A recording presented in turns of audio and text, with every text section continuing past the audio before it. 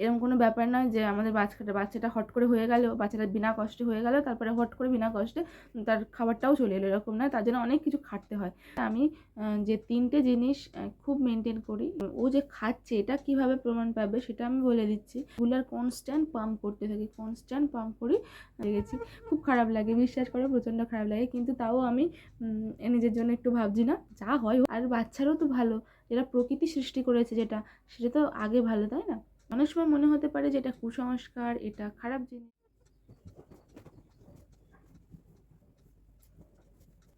Hey guys, welcome back to my channel. আশা করি তোমরা সবাই খুব ভালো আছো, আমিও বেশ ভালো আছি, আর সোনা বাবাও খুব ভালো আছে। তো তোমাদের সঙ্গে আমি আজকে এমন একটা ভিডিও শেয়ার করবো যেটা হচ্ছে খুবই হেল্পফুল হবে তোমাদের। তো আমি কয়েকদিন ধরে ভাবছিলাম যে ডেলি যেমন ভ্লগ আসে দেবো, এছাড়া যে মাঝে মাঝে একদিন ছাড়া আসে, বেশিরভাগ টাইম একদিন পর পর আসে, তো এরকমভাবেই যেমন আসে তেমন থাকবে। কিন্তু এর মাঝে একটা ভ্লগ আমি তোমাদেরকে শেয়ার করবো যেটা হচ্ছে খুব এক্সপিরিয়েন্স, আমি যেগুলো এক্সপিরিয়েন্স করেছি। ছোটো বেবিকে নিয়ে অনেকের অনেক কিছু কোয়ারি থাকে। তো আমি যেগুলো এক্সপিরিয়েন্স করেছি আমার লাইফে, আমি যেগুলো এখনও টিল নাও কন্টিনিউ করছি, তো এরকমই কয়েকটা এক্সপিরিয়েন্স ভিডিও যেগুলো তোমাদের খুব হেল্প হবে। তো সেরকমই কয়েকটা ভিডিও নিয়ে চলে এসেছি। ভিডিও থাম্বনেল দেখে আর টাইটেল দেখে নিশ্চয়ই তোমরা অনেক কিছু বুঝতে পেরে গেছো কী নিয়ে কথা বলবো। তো সেই নিয়েই কথা বলবো, আর এটা আমার মনে হয় কথা বলা দরকার, কারণ এই সমস্যাই এখন প্রায় মেয়েদের সমস্যাটা হয়। তো আমি ভাবলাম যে আমি একটুখানি যদি কিছু টিপস দিয়ে তোমাদেরকে হেল্প করতে পারি, তো সেটা আমার খুব ভালো লাগবে, যে আমার কথাটা শুনে এইভাবে চলে তোমাদের কিছুটা হেল্প হয়েছে। যাই হোক, শুরু করি। তো আমার তোমরা অনেকেই জানো, বা যারা জানো না তারা আগের ভিডিওগুলো দেখলে জানতে পারবে। তো আমার কিন্তু সি সেকশন হয়েছে, মানে সিজারে বেবি হয়েছে। তো ওই জন্য আমি যেটা হয়, যাদের নর্মাল ডেলিভারি হয়, এখন নর্মাল ডেলিভারি হোক বা সি সেকশানে ডেলিভারি হোক, যে কোনো ব্যাপারেই কিন্তু ওই ব্রেস্ট মিল্কটা আসতে অনেকেরই প্রবলেম হচ্ছে। তো খুবই কষ্টকর ওই ব্যাপারটা। আর সত্যি বলতে যতটা ইজি মনে হয় না, যে দুম করে বেবি হলেই বেবির মিল্ক পেয়ে যাবে মায়ের থেকে, এই হয়ে যাবে, সত্যি বলছিস তেমনটা নয়। প্রচণ্ড একটা টাফ ব্যাপার, প্রচণ্ড কষ্টদায়ক একটা জিনিস। তো সেটা যাদের সঙ্গে হয়, যেসব মায়েরা হয় তারাই জানবে, তারা যারা এক্সপিরিয়েন্স করেছে তারা জানবে। এরকম কোনো ব্যাপার নয় যে আমাদের বাচ্চাটা হট করে হয়ে গেল, বাচ্চাটা বিনা কষ্টে হয়ে গেল, তারপরে হট করে বিনা কষ্টে তার খাবারটাও চলে এলো, এরকম নয়। তার জন্য অনেক কিছু খাটতে হয়। তো সেটা পুরোটা সম্পূর্ণ করতে হয় মায়েদের, অন্য কেউ কিন্তু করবে না। অনেকে অনেক জ্ঞান দেবে, কিন্তু সত্যি বলতে ওই যে কষ্টগুলো সেটা মাকেই একাই করতে হবে। আর এটাই ভগবান এই জন্য মাদেরকে মা ট্যাগলাইনে ভূষিত করেছে, মা তো মাই হয়। তো যাই হোক, সেটা তো নর্মাল। এবারে বলি, যেটা মেন পয়েন্টে চলে আসি। আমি যখন সিজেশন হই, তারপরে না আমার সমস্যা হয়েছিল কি, আমার কিছুতেই মিল্ক আসছিল না। আর তোমরা অনেকেই আমার আগের ওটি এক্সপিরিয়েন্স বা হসপিটাল এক্সপিরিয়েন্স এই ভিডিওতে তোমরা দেখেছো, যে আমার কিন্তু খুব একটা ভালো অভিজ্ঞতা হয়নি হসপিটালে। আর আমার কি হয়েছিল, ওই মিল্ক আসছিল না। আর আমার ডেলিভারি হয়েছিল আগের দিনে বৈকালের, পরের দিনে প্রায় ওই 12-14 ঘন্টার পরে আমাকে বেবি দিয়ে দিয়েছিল। তো তারপর থেকে ওই বেবিকে নিয়ে সব কিছু করা, মানে বেবিকে নিয়ে সব জায়গায় যাওয়া, সব কিছু করা।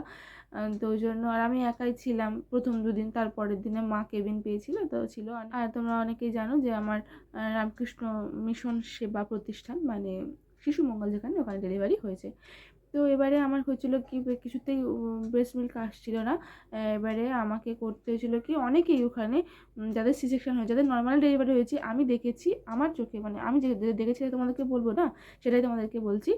যাদের নর্মাল ডেলিভারি হয়েছে তাদের কিন্তু খুব, মানে একদিনের মধ্যে দুধ চলে এসেছিলো, বাচ্চার খাবার চলে এসেছিলো, পরে 2-1 দিনের মধ্যে চলে এসেছিলো। কিন্তু যারা সিজারে মম, তাদের মানে মিল্কটা আসতেই চাইছিল না। হ্যাঁ, তার মধ্যে বলছি না আসতে চাইছিল না, অনেকের 2-4 জন ছিল এমন, তাদের চলে এসেছিলো। কিন্তু আমার চোখে যতজন দেখা, তাদের মধ্যে আমিও পড়ে যাই, আসছিল না। মানে প্রচণ্ড টাফ ব্যাপারটা, মানে যথেষ্ট। ওই যে শরীর খারাপ একটা সিচুয়েশন হয়, তারা জানে। আর আমাদের তো শিশুমঙ্গলে এরকম ব্যবস্থা কোনো কেউ হেল্প করতে পারবে না। বরং আমি বলবো, যেগুলো সরকারি হসপিটাল সেখানে অনেক ভালো, নার্সিংহোম তো ভালোই, কিন্তু শিশুমঙ্গলে কেউ থাকতে পারবে, একা সব কিছু করতে হবে। আর এবারে একা করে তারপরে ওই বাচ্চাকে নিয়ে চেষ্টা করে যাওয়া, যে এবারে নার্সরা প্রচণ্ড বকতো যে কেন হচ্ছে না। স্বাভাবিক, প্রথম বাচ্চা যদি মায়ের দুধটা না পায়, তাহলে যদি সে মানে অন্য মায়ের দুধ খাচ্ছে, বা যেটা আমরা করতাম যখন আমাদের মানে মিল্কটা চলে এসেছিলো, তখন সেটা পাম্প করে ওখানে দিয়ে আসতে হতো। অন্য বাচ্চারা, নতুন বাচ্চা, তাদের মা ওরকম দিতে পারছে না, তাদেরকে খাওয়াতো। সেটা এরকমভাবে পরপর স্টেপ ওয়াইজ চলে আসছে। মানে আমরা যখন পাম্প করতাম, আমাদের বাচ্চারা তখন খেতে বলি না, পাম্প করতে পারতাম। আমাদের বাচ্চা তার আগে যখন খেতে পারতো না, তখন অন্য মায়েরা তারা পাম্প করে রাখতো, তারা খেয়ে দিত। প্রথম দুদিন আমার একদম মিল্ক আসছিল না, প্রথম দুদিন না, একদিন আমার হয়েছিল বুধবার রাত বৈকালবেলা। এবার বুধবার তো আমাকে দেয়নি রাতটুকু, এবার রাতটুকু হচ্ছে ওই বাইরের দুধ খেয়েছিল। এবার পরের দিন সকাল থেকে কিছুতেই আসছে না, বৃহস্পতিবার সারাটা দিন আমি চেষ্টা করছি, কিছুতেই মিল্ক আসছে না, কিছুতেই আসছে না। এবারে আমাকে বলেছে সবসময় চেষ্টা করে যাও, একটা বাচ্চা 1 ঘন্টা পর্যন্ত মানে দেখবে, মানে চেষ্টা করবে আর কি, ও খাওয়ার চেষ্টা করবে। সে আমি 1 ঘন্টা ধরে বসিয়ে রেখেছি, কিছুতেই কিছু হচ্ছে না, আর প্রচণ্ড বাচ্চা কাঁদছে। তো আমি হচ্ছে ওখানে নিয়ে যেতাম আর খাওয়াতাম। এবারে আমি মাথায় স্থির করে নিয়েছিলাম, এবারে আমার সঙ্গে যারা যারা ছিল তারা অনেকেই বলেছিল কিছুতেই আসছিল না। এবারে তাদের বাচ্চাদের কোনো সমস্যাও ছিল না, আমার বাচ্চার কোনো সমস্যা ছিল না, কিন্তু একটু কয়েকদিন দেখেছিল সমস্যা ছিল না বলতে, ওর একটু জন্ডিস হয়েছিল, জন্ডিস ধরা পড়েছিল। যাদের বাচ্চার জন্ডিস হয়নি, নর্মাল ছিল, তারা ছুটি পেয়ে গেছিলো। আর আমি তো ছুটি পাইনি, আমি প্রায় 10 দিন হসপিটালে ছিলাম। তো বা বেবি হওয়ার আগে 2 দিন আর পরে 8 দিন, একসঙ্গে 10 দিন তো হসপিটালে ছিলাম। এবার ওরা বলছিল যে বাইরে থেকে ডাক্তার দেখিয়ে ওষুধ দুধ মানে কোনো একটা ফর্মুলা খাওয়াবে। তারপরে অনেকে চেষ্টা করছিল, আসছিল না, অনেকে চলে আসছিলো, সেগুলো আবার বেবি নিচ্ছিল না, মানে বেবিকে খাওয়ানোর টেকনিকটা সেটা নিচ্ছিল না। তো এরকমই হচ্ছিলো। এবারে আমি আমি তো আমার কিছুতেই আসছিলো না, বাইরে ওরকম খাচ্ছিলো, আর আমার প্রচণ্ড কষ্ট হচ্ছিলো, খুব কান্না পাচ্ছিলো। কারণ ওখানে নার্সরা প্রচণ্ড মানে মুখ করছিলো আর কি, যেটা মুখ করছিলো মানে সে বুঝতেই পারছিলো কীরকম ভাষা ইউজ করছিলো। তো তেমনভাবে হুটহাট করে কেমন অপমান করছিলো, চাইতে হয়তো তারা ভালোর জন্যই করছিলো, যাতে মিলটা চলে আসে, কিন্তু সেটা তো অত সহজ না। যতটা ভালোবেসে ভালোভাবে বুঝিয়ে করা যায়, যতটা এরকম হুটহাট করে মানে অপমানজনক কথা বলে ওরা বলতো। তো তারপরে আমি ঘরে এসে খালি মানে যখন বেডে আসতাম খুব কান্না পেতো, ভয় লাগতো ওখানে গিয়ে খাওয়াতে, আর প্রতি 2 ঘন্টা পর পর তো খাওয়াতে হবে, সেটাও একটা ভয় ছিল। তারপরে থার্ড দিন যেদিন আমার মা যায়, সেকেন্ড দিন মানে শুক্রবার রাত্রেবেলা, মা যখন আমি কেবিনটা পাই শুক্রবার রাত্রে, তখনই মা মানে বুধবার রাতটুকু, বৃহস্পতিবার সারাদিন সারা রাত, আবার শুক্রবার সারাটা দিন ও কিন্তু বাইরের দুধই খেয়েছে। বাইরের দুধ বলতে অন্য মায়েদের দুধ যেভাবে খায় বললাম। তো সেরকমভাবে খাওয়ার পর আমি তো আর মানে ভাবছি যে আমি আর যাবোই না, আমার আর ভালো লাগছে না, আমি কী করবো, কিন্তু বাচ্চাকে খাওয়াতে হবে। তারপরে আমার মা যখন শুক্রবার এলো, তখন থেকে মানে বলে না, মানে মায়ের একটা আশীর্বাদ আর মার সঙ্গে থাকলে সবই হয়। তো তেমনই মা যখন আসলো, তখন মা বলে যে তুই চেষ্টা কর বালিশের ওপরে বেবিকে নিয়ে। আর আমার বেবি হয়েছিল 2 কিলো 890 গ্রাম, খুব যে হাইফাই বড় সড়ো এরকম বাচ্চা এরকম নয়।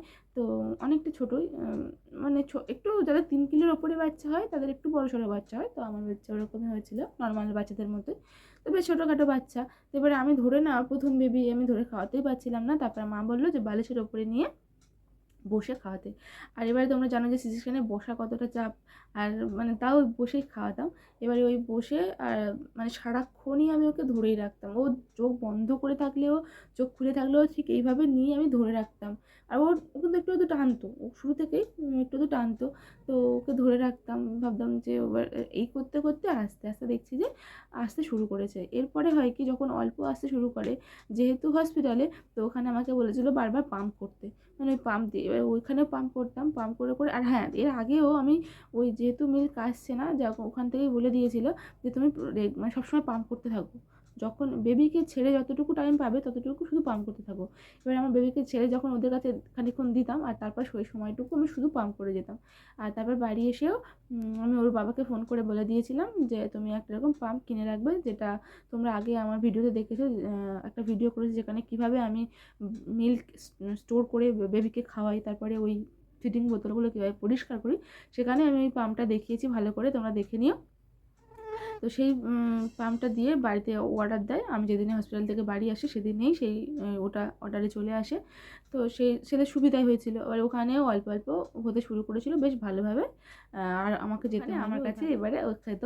তারপরে বাড়িতে আসতে আমি যে 3টে জিনিস খুব মেনটেন করি, সেটা হচ্ছে বাবুকে ঠিকঠাকভাবে অনেকক্ষণ দিয়ে খাওয়ানো, ঠিকঠাকভাবে অনেকক্ষণ দিয়ে খাওয়ানো। আর তোমরা লক্ষ্য রাখবে যে ও যে খাচ্ছে এটা কীভাবে প্রমাণ পাবে সেটা আমি বলে দিচ্ছি। এই ঠোঁটটা না পুরো উল্টে যাবে, পুরো উল্টে যাবে।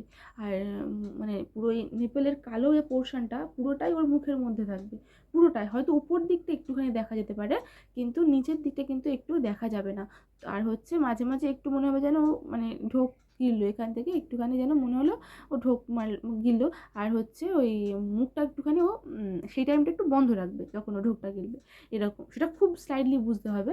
আর হচ্ছে বেশি সাথে বললাম যে ঠোঁটটা পুরো উল্টে যাবে, আর নেপেল যেটা পুরো কালো পোর্শনটা পুরোটাই মুখের মধ্যে থাকবে, একটু ওপর থেকে দেখা যাবে, নিচের দিক থেকে কিন্তু দেখা যাবে না, তবেই কিন্তু। আর হ্যাঁ, যথেষ্ট জোরে জোরে ওরা মানে টানে আর কি, ওদের খাবারটা আনার জন্য। তো এই তখনই বুঝবে যে না ঠিকঠাকভাবে খাচ্ছে।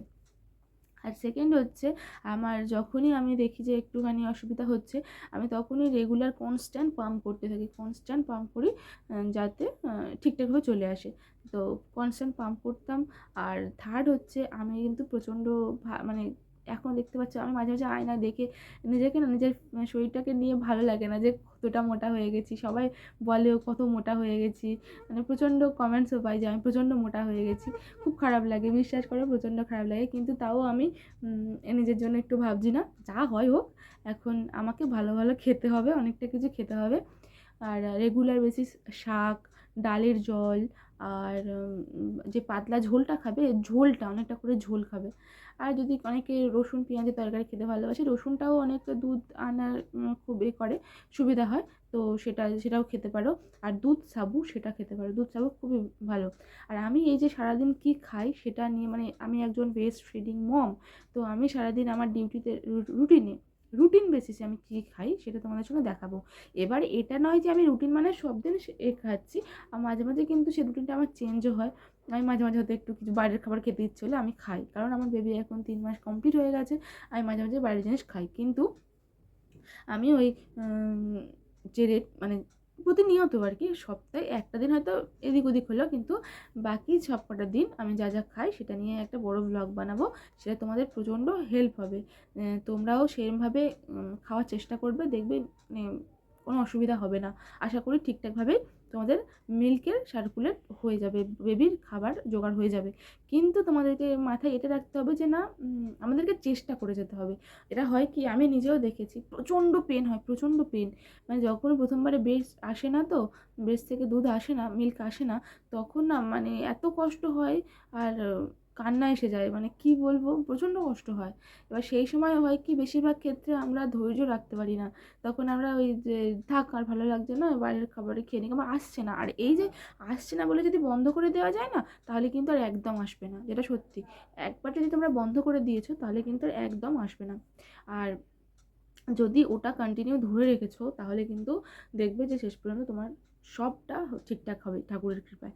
তো ওই জন্য কষ্ট করতে হবে, আর ধৈর্য রাখতে হবে, আর হচ্ছে ব্রেনটাকে সবসময় কুল রাখতে হবে, আর এটা মাইন্ডে রাখতে হবে অ্যাট এনি কস্ট, মানে আমি পারবো, আমাকে পারতেই হবে, এরকমভাবে মাথায় রাখবে, দেখবে ঠিক হবে। অনেকের ক্ষেত্রে হয় না, সেটা তাদের দুর্ভাগ্য, কিন্তু আমার হয়েছে, তো আমি এইভাবেই ট্রাই করি। তো সেটাই আমি ভাবলাম তোমাদের সঙ্গে শেয়ার করবো। তো আরেকবার বলে দিই, প্রথমত ধৈর্য হারালে চলবে না, ধৈর্য ধরে রাখতে হবে, আর চেষ্টা করে যাবে। একদিনে হবে না, দুদিনে হবে না, 3 দিনে হবে না, কিন্তু হবে, এইটা মাথায় রেখে কিন্তু ট্রাই করতে হবে। তো এটা হলো ফার্স্ট পয়েন্ট। সেকেন্ড পয়েন্ট হচ্ছে, যখন দেখবে যে না বাচ্চা টানছে তাও হচ্ছে না, তখন পাম্প একটা কিনে নাও, যে প্রচণ্ড হেল্পফুল, একটা পাম্প কিনে নাও, সেই পাম্পটা দিয়ে পাম্প করো প্রচণ্ড মানে 1 ঘন্টা 2 ঘন্টা দরকার পড়ে অনেকক্ষণ দিয়ে পাম্প করো, জানি প্রচণ্ড কষ্ট হবে। আমি এরকম বলছি না যে আমি একেবারে বলছি, মানে আমি এরকম নই যে আমার কোনো কষ্ট হয়নি, আমার কিন্তু প্রচণ্ড কষ্ট হয়েছে, প্রচণ্ড কষ্ট হয়েছে, তাও আমাকে চেষ্টা করে যেতে হয়েছে ওর জন্য। আর সবসময় মাথায় রাখবে যে ব্রেস্ট ফিডটা হলে কিন্তু তোমারই সুবিধা। তোমার যদি হয়, আমি বলছি যারা ফর্মুলা ফিড করায় না, তাদের কিন্তু অনেক কষ্ট, হয়তো শারীরিকভাবে মায়েদের প্রথমে ওই কষ্টটা অনেকের আসে না, তাদের কত কষ্ট, ওই যে বাচ্চাকে জল গরম করেও, তারপরে আবার সেইটার সঙ্গে মেজারমেন্ট ঠিক করে, টেম্পারেচার ঠিক করে তারপরে ওটা খাওয়ানো অনেক কষ্টের। তো যদি নিজের মানে ব্রেস্ট মিল্ক চলে আসে, তাহলে কতটা সুবিধা, তাই না? প্রথমত এই সুবিধাটা আছে। আর বাচ্চারও তো ভালো, যেটা প্রকৃতি সৃষ্টি করেছে, সেটা তো আগে ভালো, তাই না? তো এবারে প্রকৃতি যখন যেটা হয়নি, তো হবে না, যাদের হয় তারা কী করবে সেটা আলাদা ব্যাপার, কিন্তু এভাবে চেষ্টা করে হবে। আর আরেকটা হচ্ছে খাবার অনেক করে খাবে, একদম ভাববে না যে আমি খুব মোটা হয়ে গেছি, বা আমার খুব বডি বাজে দেখতে হয়ে গেছে। তোমরা আমার অন্য ব্লগে দেখেছো নিশ্চয়ই, আমার গায়ে এত এত মাংস জমে গেছে, আমি এই সামনে যখন তোমাদের সঙ্গে কথা বলছি অতটা হয়তো বোঝা যাচ্ছে না, আমার প্রচণ্ড পিঠে, মানে এইগুলো পর্যন্ত প্রচণ্ড মানে মোটা হয়ে গেছি। আমি এখন আয়নার সামনে নিজেকে দাঁড় করালে যেন কি বাজে লাগে, ওর বাবার পাশে গিয়ে দাঁড়াতে মনে মনে হয় আমাকে প্রচণ্ড মোটা লাগছে, আমার খুবই খারাপ লাগে, কিন্তু হলেও আমার এটা স্যাটিসফ্যাকশন যে না, আমার বাচ্চাটা ঠিক আছে আর আমি ওর জন্য এইটুকু করতে পেরেছি, এটাই আমার কাছে অনেক কিছু। তো যে এইভাবে মানে নিজের কথা না ভেবে এখন বাচ্চাটার কথা ভাবো, অন্তত 6টা মাস। তারপরে আবার 6টা মাস ডাক্তাররা বলে তো 1.5 বছর 2 বছর যদি খায় তাহলে ভালো। 1.5 বছর 2 বছর পরে আবার তো আমাদের সময় তো অনেক পড়ে আছে না, আমরা মা হওয়ার পরে অনেক সময় পড়ে আছি যখন সেদের জন্য ভাবা যাবে। আর এই শরীর মোটা হলে ওয়েট কমানো অনেকটা কষ্টের, কিন্তু চেষ্টা করলে হবে। তো এখন অন্তত বাচ্চার জন্য ভাবতে হবে, তো সেটাই আমি করি। তো এই কটা পয়েন্ট কেউ কিন্তু পার্সোনালি কিছু নিও না, আমি আমার ওপিনিয়ন শেয়ার করলাম, আমি আমার যে এক্সপিরিয়েন্স সেটা শেয়ার করলাম। আর এইভাবে এই কটা যদি তোমরা মেনটেন করো তাহলে দেখবে তোমাদেরও কোনো সমস্যা হবে না। তো আশা করি ভিডিওটা তোমাদের খুব ভালো লাগলো আর হেল্প হলো। অনেকে ভাববে যে তাদেরকে আমি কিছু বললাম, না একদমই না। আমি নিজে একজন সি সেকশন মম, আমার প্রচণ্ড কষ্ট হয়েছে। ইভেন আমি এমনও দেখেছি যাদের হচ্ছে না, যারা চেষ্টা করছে কিন্তু মানে সর্বস্ব দিয়ে চেষ্টা করছে, হচ্ছে না। কিন্তু মানে আমি তাদের কথা কিন্তু বলছি না, আমি তাদের বলছি যাদের হওয়ার সম্ভাবনা আছে, হতে পারে আর হবেই যদি তুমি একটু ধৈর্য ধরো। যাদের হওয়ার সম্ভাবনা আছে, যাদের দেখবে একটু একটু আসছে, তারা যদি ওইভাবে বলে যে না আর একটু একটু আসছে, বেশি করে আসছে না কেন, আমি ছেড়ে দিই, আমি আর পারছি না, তাদের কিন্তু হবে না। তাহলে অনেকক্ষণ দিয়ে চেষ্টা করতে হবে, অনেকবার চেষ্টা করে যেতে। আরও একটা জিনিস তোমাদের সঙ্গে বলি, যে অনেক সময় মনে হতে পারে যে এটা কুসংস্কার, এটা খারাপ জিনিস, এটা এটা ওটা। তো সব কিছুর সঙ্গে সঙ্গে একটু মায়েদের যে পরামর্শগুলো বা শাশুড়ি মায়েদের যে পরামর্শগুলো, যেগুলো কুসংস্কারই বলতে পারো, যেমন মানে মিল্ক নিচে নাকি পড়লে খারাপ হয়, বা মানে ওয়াশরুমে গেলে একটু প্রোটেকশান নিয়ে যাওয়া, তো এগুলো করো, চেষ্টা করো। এগুলো আমি করেছি, তো ওই জন্য বলছি। আমি এরকম নই যে আমি কুসংস্কার বিশ্বাস করি, এরকম না। আমি সম্পূর্ণ একদমই মানে কুসংস্কারে বিশ্বাস করি না, কিন্তু হয় না বেবি হলে মায়েরা সব কিছুই বিশ্বাস করে, অন্য কারোর ক্ষেত্রে না, ওই বাচ্চার জন্য সব কিছু বিশ্বাস করতে হয়। তো আমি এগুলো একটু আধটু মেনটেন করি। আর প্রথম 3 মাস একটু সাবধানে থাকবে। তো চলো, আশা করি ভিডিওটা ভালো লাগলো। তো এখানে ভিডিওটা আমি এন্ড করছি, অনেকক্ষণ আগেই বলে দিয়েছি, তারপর একবার বলে দিলাম। ভিডিওটা ভালো লাগলে অবশ্যই একটা লাইক, কমেন্ট আর শেয়ার করতে একদম ভুলবে না। আর যদি কেউ নতুন চ্যানেল নতুন হয়ে থাকো তাহলে অবশ্যই সাবস্ক্রাইব করে দিও। আর দেখা হচ্ছে অন্য কোনো ব্লগে। টাটা।